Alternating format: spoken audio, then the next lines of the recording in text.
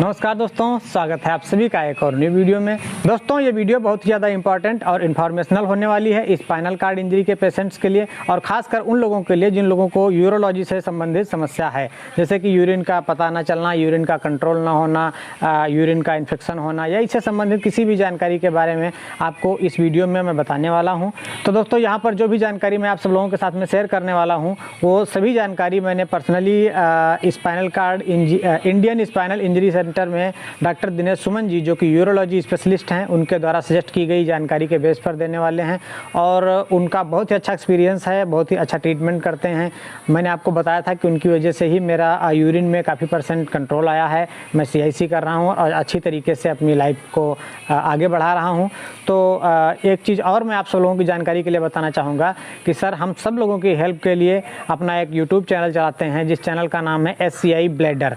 उनका चैनल मैं यहाँ पर लगा दूंगा, आप या इस साइड में देख सकते हैं। तो सभी लोगों से रिक्वेस्ट है कि प्लीज़ इस चैनल को ज़रूर सब्सक्राइब कर लें। इस चैनल को डॉक्टर सुमन जी खुद हैंडल करते हैं और यूरोलॉजी से संबंधित जो भी जानकारी होती है और स्पाइनल कार्ड इंजरी से जुड़ी हुई सारी इन्फॉर्मेशन, सारी जानकारी यहाँ पर अपडेट कराते रहते हैं हम सब लोगों के लिए। तो ये हम सब लोगों के लिए बहुत ही ज़्यादा हेल्पफुल हो सकता है। तो दोस्तों अब हम बात करते हैं कि जो भी हमारा कन्वर्सेशन हुआ सुमन सर के साथ में और उन्होंने जो चीज़ें मुझे बताई, तो इसके बारे में मैं आप सब लोगों के साथ में कुछ इन्फॉर्मेशन शेयर करने वाला हूँ। तो दोस्तों जैसे ही मैं वहाँ पर गया और डॉक्टर साहब को मिला, मैंने उनको बोला कि सर यूरिन की प्रॉब्लम है जो कि 10 साल लगभग होते आ रहे हैं मुझे, और सबसे बड़ी प्रॉब्लम ये है कि यूरिन का कंट्रोल ना हो पाना और अपने इसका सेंसेशन ना होना, जिसके लिए मैं रेगुलर लेग बैग यूरिन का कैरी करता था।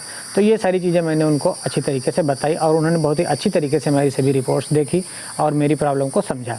उसके बाद में उन्होंने जो एक बात बताई वो मुझे बिल्कुल बहुत अच्छी तरीके से मेरे माइंड में बैठ गई। होता क्या है कि जब पेशेंट और डॉक्टर अच्छी तरीके से कन्वर्सेशन कर पाते हैं, एक दूसरे की बात को समझ पाते हैं, तब और अच्छी तरीके से ट्रीटमेंट हो पाता है और पेशेंट सेटिस्फाई हो पाता है और डॉक्टर भी अच्छी तरीके से ट्रीटमेंट कर पाता है। तो उन्होंने जो बात मुझे बताई वो बिल्कुल मेरे दिमाग को छू गई। मुझे लगा कि ये बात आप सब लोगों के साथ में ज़रूर शेयर करना चाहिए। तो उन्होंने मुझसे 3 सवाल किए थे। नंबर 1 कि इतना टाइम हो गया, क्या आपको किसी ने ये नहीं बताया कि इसके क्या नुकसान हो सकते हैं या आपको CIC करनी चाहिए? मैंने कहा सर इसके बारे में 1-2 बार मुझे रिकमेंड किया गया, बट प्रॉब्लम ये होती थी कि जैसे मैं CIC स्टार्ट करता था वैसे ही यूरिन का लीकेज होने लगता था। वो इतना ज़्यादा होता था कि बहुत जल्दी कपड़े ख़राब होते थे, बिस्तर ख़राब होता था। उसके बाद में CIC करने का कोई औचित्य ही नहीं बचता था कि उसमें मतलब कोई चांस ही नहीं बचता कि CIC करें तो किस चीज़ की करें। ठीक है, यूरिन तो टोटल फॉल हो चुका होता था। और दूसरा उन्होंने पूछा कि इतने दिनों तक आपने इस चीज़ को कैसे मैनेज किया? तो मैंने कहा सर इसके लिए मैंने एक कॉन्डोम कैथेटर जो होता है आप सब लोगों को पता होगा, उसके लिए मैंने एक वीडियो बनाई हुई है, पहले से हमारे चैनल पर है, काफ़ी हेल्पफुल होती है लोगों के लिए। लेकिन उसका एक हर चीज़ का अपना एक फ़ायदा होता है और हर चीज़ का अपना एक नुकसान भी होता है। तो उसके बारे में मैंने उनको बताया। तो उन्होंने कहा देखिए ये शॉर्ट टर्म के लिए तो हो सकता है लेकिन लॉन्ग टर्म के लिए ये सही नहीं है। इसमें क्या होता है कि यूरिन हाँ, और तीसरा सवाल उनका था कि अगर आप इस चीज़ को यूज कर रहे हैं तो क्या आप 100% यूरिन को पास कर पा रहे हैं? क्या आपका जो कि ब्लैडर है वो अच्छी तरीके से खाली हो रहा है? तो मैं वहाँ पर काफ़ी भौचक्का रह गया कि ये चीज़ तो अंदर की बात है, इसको तो कोई नहीं जान सकता है। तो उन्होंने कहा यही प्रॉब्लम है। इन सब चीज़ों के बारे में जब तक आपको जानकारी नहीं है तब तक आप इसको ऐसे मत करें, ऐसा नहीं करना चाहिए। तो उन्होंने तुरंत हमारे कुछ टेस्ट लिखे, जैसे कि अल्ट्रासाउंड होना था, यूरिन का टेस्ट होना था।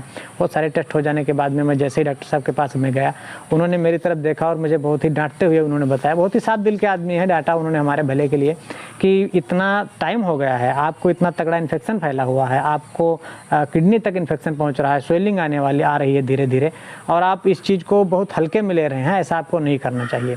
उन्होंने तुरंत कहा कि आपको ये पॉलीथीन निकाल के फेंक देनी है और अभी से CIC करना है, आपका ट्रीटमेंट स्टार्ट करना होगा और कतई इस तरीके की गलतफहमी में ना रहें। और जो भी जानकारी आपको दी गई है ये ज़्यादा से ज़्यादा लोगों तक पहुँचाएँ और ज़्यादा से ज़्यादा लोगों को अवेयर करें, सभी लोग मिलके, कि कोई भी व्यक्ति गुमराह ना हो। और उन्होंने एक बहुत ही अच्छी बात बताई कि स्पाइनल कार्ड इंजरी के patient maximum spinal cord injury से नहीं डेथ होती है, उनकी डेथ का रीज़न यही होता है कि किसी का किडनी डैमेज हो जाता है, ख़राब हो जाता है, किसी को इन्फेक्शन बहुत ज़्यादा फैल चुका होता है और ब्लड सोर बहुत ज़्यादा फैल चुका होता है। तो इन सब चीज़ों से बचना बहुत ज़्यादा ज़रूरी है। इन सब चीज़ों के बारे में उन्होंने मुझे बहुत ही ब्रीफली समझाया, बहुत ही अच्छी तरीके से बात करते हैं। तो ये सब बात जब डॉक्टर साहब ने मुझे बताई तो बिल्कुल मेरा सर घूम गया और मेरी सारी बातें अच्छी तरीके से समझ में आने लगी। मुझे इस बात का काफ़ी पछतावा हो रहा था कि मैंने इतनी सारी जानकारी इकट्ठा की और इतने गलत रास्ते पे मैं जा रहा था, इसके बारे में मुझे पता ही नहीं था। तो मैं बिल्कुल हैरान था कि पिछले 10 सालों से मैं बड़े से बड़े हॉस्पिटल में बड़े से बड़े डॉक्टर्स को दिखा रहा था, किसी ने अभी तक हमारी यूरिन को 2 से 3 घंटे या एक मतलब 10-5 मिनट के भी लिए भी नहीं रोक पाया कोई भी। और डॉक्टर साहब ने जैसे ही मुझे कुछ दवाइयाँ दी और सारा कुछ अच्छी तरीके से बताया कि जाइए आपको वहाँ पर जो नर्सिंग स्टाफ के लोग हैं वहाँ पर आपको प्रॉपर CIC करना सिखा देंगे और ये दवाइयाँ टाइम टू टाइम लेना है, एक्सरसाइज वगैरह करते रहिए और इससे आप अपने आप में और भी अच्छी बेहतर रिकवरी ला पाएंगे। तो दोस्तों मैं आपको बता दूं कि आपके सामने आज मैं ये अपना एक्सपीरियंस पहुंचा रहा हूं आप सब लोगों तक। जो दवाइयां मैंने खाई उससे मुझे इंस्टेंट 3 से 4 घंटे तक यूरिन का कंट्रोल आ गया। और हाँ, ये ज़रूर है कि वो लाइफ टाइम अभी नहीं है, अभी दवाइयाँ हम खा रहे हैं और धीरे धीरे वो बढ़ रहा है, उसका रिजल्ट और भी स्ट्रांग होगा। लेकिन फिर भी अभी इतना आ जाना, इतनी अच्छी तरीके से एक फ्रीडम लाइफ जी पाना, 3-4 घंटे के बाद में जाके ईजिली CIC करना, अच्छी तरीके से यूरिन सारी पास हो जाए, इन्फेक्शन का खतरा कम हो जाए, आपको एक नई ज़िंदगी टाइप का मिल जाना, ये भी बहुत ही वरदान और बहुत ही अचंभित करने वाला साबित हुआ मेरे लिए। और इसको सीरियसली समझें और अपने यूरोलॉजी के सिस्टम को, अपने ब्लैडर के फंक्शन को, अपनी किडनी को सेव करें। इन सब चीज़ों को बचाना हम सब लोगों के लिए बहुत ज़्यादा ज़रूरी है, क्योंकि इसको जब हम बचा लेंगे तब हम अपनी लाइफ को बचा सकते हैं। अगर हम इन चीज़ों को मैनेज नहीं कर पाते हैं, इन चीज़ों को सीरियस नहीं ले पाते हैं, तो हम सब लोगों को अपनी लाइफ बचाना बहुत ही मुश्किल हो जाएगा। जितने भी लोग ऐसी समस्याओं का सामना कर रहे हैं और इसको हल्के में ले रहे हैं, आप सब लोगों से रिक्वेस्ट है कि इसको हल्के में बिल्कुल ना लें, यूरिन ज़रा सा भी स्टॉक ना होने दें। और SCI पेशेंट्स में यूरिन इन्फेक्शन का खतरा बहुत ज़्यादा रहता है, प्रॉपर अपना टेस्ट करवाते रहें और किसी डॉक्टर के कांटेक्ट में आकर एक बार टेस्ट वगैरह करवा के अपना जो कि इन्फेक्शन का, इन सब चीज़ों के बाद में अपना CIC अगर आप नहीं कर रहे हैं तो ज़रूर करें, क्योंकि CIC से एक हैबिट बिल्ड होती है ब्लैडर की, यूरिन को खाली करने का, फिर से भरने का, फिर से खाली करने का।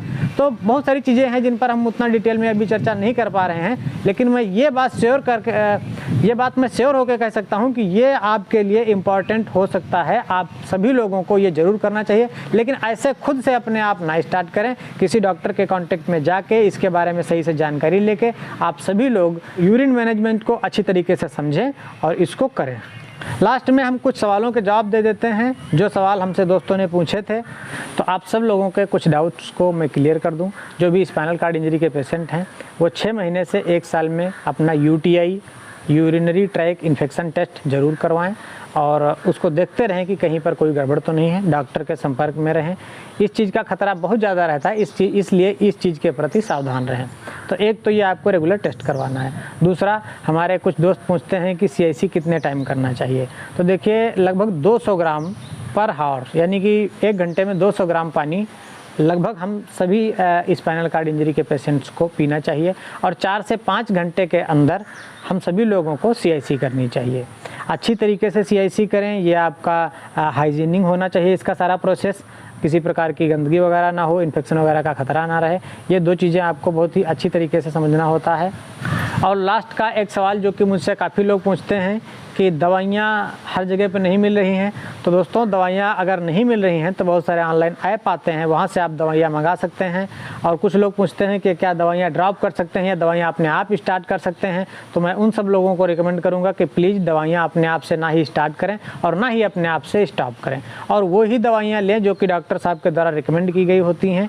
इसमें किसी भी तरीके का झोल अगर हुआ तो आपको प्रॉब्लम हो सकती है और आपकी मेहनत बर्बाद हो सकती है। तो लास्ट में फिर से मैं एक बात कहना चाहूँगा कि हम सभी लोगों को अपने आप को ठीक करने के लिए, इस इंजरी से निकलने के लिए खुद का डॉक्टर बनना होगा। आप जागरूक रहें और अपने दोस्तों तक अच्छी जानकारी पहुँचाएं और ज़्यादा से ज़्यादा ये प्रयास करें कि हम सभी लोग मिलकर एक दूसरे की हेल्प कर पाएँ और ज़्यादा से ज़्यादा लोगों की ज़िंदगी बचा पाएँ। तो आप सभी लोग अपना ख्याल रखें। चलिए मिलते हैं अगली वीडियो में।